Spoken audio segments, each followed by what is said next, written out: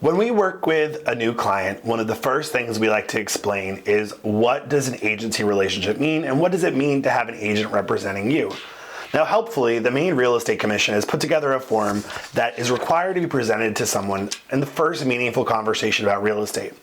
If you're one of our clients and you've been working with us, you've probably seen this form before. And if you've worked with another agent, they should have provided this to you as well. But we're going to go through it right now to make sure you understand the information that you need to know about having an agent represent you.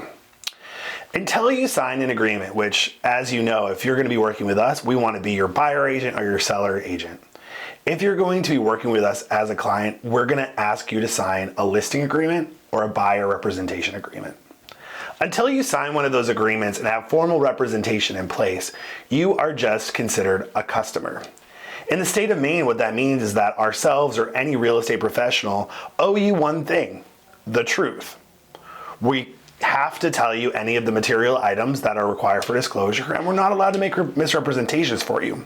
But we're not allowed to give you the benefit of our professional advice because we don't quite work for you yet and we're not aligned with your interest. We can provide information, but there are limits on what we can do until we have a client relationship for you. The first section of this form talks about what it means to be a customer and what duties are owed to you by any realtor. Second section of this form talks about what changes once you become a client, and we want you to become a client. When you become a client, we establish a fiduciary relationship with you, which means we need to put the interests of our clients first and foremost. That's the time when we're able to give you professional advice that's in your best interest in terms of buying or selling or whatever it is that you're trying to accomplish.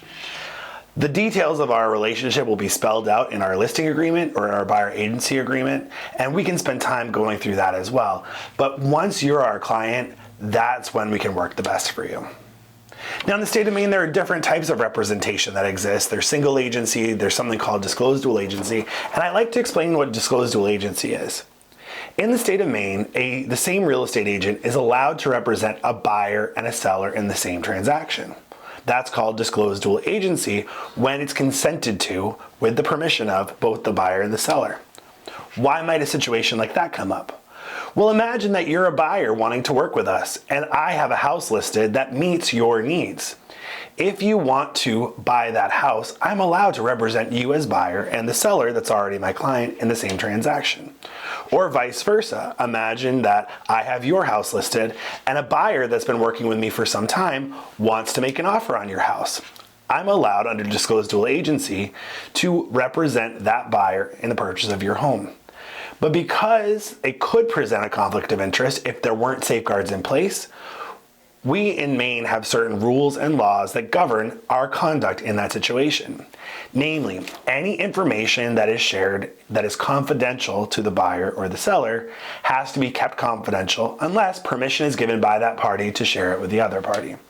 So if a seller has a certain price that they're marketing for but might negotiate, unless they've given me permission to share that with a buyer, I'm not able to do that. I need to hold the confidence of the buyer or the seller. If a buyer would pay more for a house and they've only offered a lesser amount, I'm not allowed to disclose that information to my client, the seller, unless I have the permission of the buyer to do that. Now, this is a very small percentage of transactions, but it does come up. And when it comes up, we'll have the conversation to make sure that you're comfortable and that you're authorizing us to work in that behalf. Now, when it does happen, there are advantages and there might be some concerns. So let's spend some time as we're signing our listing agreement or our buyer agent agreement, talking about it and how it fits your situation. Finally, this is not a contract.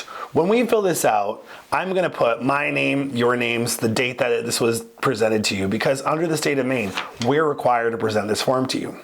By the way, a link to this form is listed here below the video. Feel free to click it, and as you have questions on it, feel free to give me a call. But I'm likely going to have you initial this form just to show that we did present it to you. I have evidence, if the Real Estate Commission were ever to audit my file, that you did acknowledge seeing this form. We're going to put your initials right somewhere near where your name is because it doesn't actually ask for it, but I like to have evidence. But this clearly says on this form, this is not a contract. It's just a disclosure and an explanation form to you. The most important thing is that when you work with us, we want you to know when you become a client that we'll put your interests above anything else and that we're going to do the best job we possibly can, because we don't just want you for a client one time on one purchase or sale of one home. We want clients for life, and we're excited about that. For Demetria's team, the Real Estate Group, this is Aaron Chadbourne.